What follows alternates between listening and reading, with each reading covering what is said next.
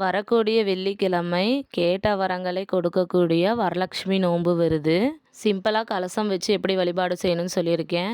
ஒரு சொம்பில் பாதி அளவு பச்சரிசி நிரப்பிட்டு மஞ்சள், குங்குமம், லெமன், ஜாதிக்காய், மாசிக்காய், 3 கிராம்பு, 3 ஏலக்காய், முக்கியமாக சேர்த்தக்கூடிய பொருள் காதோலை கருகமணி. இது நாட்டு மருந்து கடையிலேயே கிடைக்கும். இதையும் வாங்கி போட்டுக்கணும். அடுத்ததாக சேர்த்தக்கூடியது நாணயங்கள். நாணயங்கள் இருக்கிற இடத்துல மகாலட்சுமி தாயார் வாசம் செய்வாங்க. அதனால் நான் ரூ. 1 காயின் 11 காயின் எடுத்திருக்கேன். இது போல் ரூ. 5 காயினும் ஒரே மாதிரி எடுத்துக்கலாம். ஒற்றைப்படையில் எவ்வளோ காயின்ஸ் வேணாலும் நம்ம போட்டுக்கலாம். பூஜை முடிஞ்சதுக்கப்புறம் இந்த காயினை எடுத்து மஞ்சள் துணியில் கட்டி பீரோவில் வச்சுக்கலாம். அடுத்ததாக சேர்த்தக்கூடியது என்னுடைய பாப்பாவோட செயின் தான் போட்டிருக்கேன். தங்கம், வெள்ளி, வைரம் எது வேணாலும் நம்ம போட்டுக்கலாம். இப்போ நம்மளுடைய தாயார் ரெடி ஆகிட்டாங்க.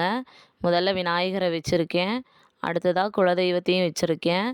மாயிலை கிடச்சிதுன்னா கண்டிப்பாக வச்சுக்கோங்க. எங்கிட்ட இப்போ மாயிலை இல்லாதனால நான் அதை வைக்கல. வழிபாட்டப்போ வச்சுக்குவேன். அடுத்ததாக அவங்களுக்கு பூக்கள் அலங்காரம் பண்ணிக்கலாம். மணமான மல்லிகைப்பூ வைக்கலாம். முக்கியமாக தாமரை மலர் வைக்கணும். அடுத்ததாக தாம்பூலம் கொடுக்கறதுக்கு இந்த பொருள் தான் வச்சுருக்கேன். ப்ளவுஸ் பெட்டு, மஞ்சள், குங்குமம், வளையல், பூ வச்சு கொடுக்கலாம். ஒரு 50 ரூபா 100 ரூபா காசும் வச்சு கொடுக்கலாம். அடுத்ததாக பிரசாதமாக பழங்கள் வைக்கலாம். முக்கியமாக வாழைப்பழமும் வெத்தலை பாக்கும் இருக்கணும். ஸ்வீட்ஸ் வைக்கலாம். சாப்பாடு சமைச்சும் வைக்கலாம். தயிர் சாதம், லெமன் சாதம், புளி சாதம்னு சொல்லி வைக்கலாம். ஒற்றைப்படையில் எத்தனை விளக்கு வேணாலும் வச்சுக்கலாம். நான் வெள்ளியில் காமாட்சி விளக்கு வச்சுருக்கேன். 2 குத்து விளக்கு மட்டும்தான் இப்போ வச்சு வழிபாடு செய்கிறேன். எல்லாம் வச்சதுக்கப்புறம் தீப தூப ஆராதனை காட்டணும். என்னுடைய சேனலில் அம்மனுடைய ஃபோட்டோ மட்டும் வச்சு எப்படி சிம்பிளாக வழிபாடு செய்யணும்னு போட்டிருக்கேன். செக் பண்ணி பாருங்கள். இப்போ பூஜை பண்ணிகிட்ருக்கேன். இந்த கலச வழிபாட்டை ஆல்ரெடி நான் ஃபுல் வீடியோ கொடுத்துருக்கேன். செக் பண்ணி பாருங்கள். அந்த வீடியோவில் தாம்பூலத்தில் எந்தெந்த பொருள் வச்சு கொடுக்கறதால நம்மளுக்கு என்னென்ன பலன் கிடைக்கும்னு சொல்லியிருக்கேன். அதுபோல் எவ்வளவு முடியுமோ தாம்பூலம் வச்சு கொடுக்கலாம்.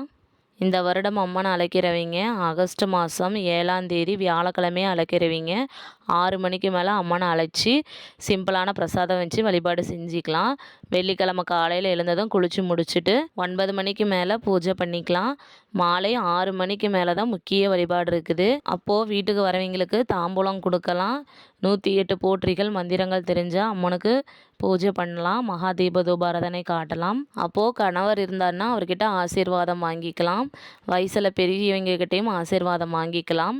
அடுத்ததாக புனர் பூஜை செய்கிறதுக்கு ஆகஸ்ட் 9ஆம் தேதி சனிக்கிழமை 10:45 மேலே 12 மணிக்குள்ளார புனர் பூஜை செஞ்சுக்கலாம். இந்த கலசத்தில் போட்டிருக்க பொருளை எடுத்துக்கலாம். எலுமிச்சம்பழத்தை பூஜை ரூமில் வச்சுக்கலாம். காயின்ஸை மஞ்சள் துணியில் கட்டி பீரோவில் வச்சுக்கலாம். போட்டிருக்க கோல்டையும் எடுத்துக்கலாம். பச்சரிசியை பொங்கல் வச்சு சாப்பிட்லாம். மீதி பொருட்களை பூஜை வேஸ்ட்டு திங்ஸில் போட்டு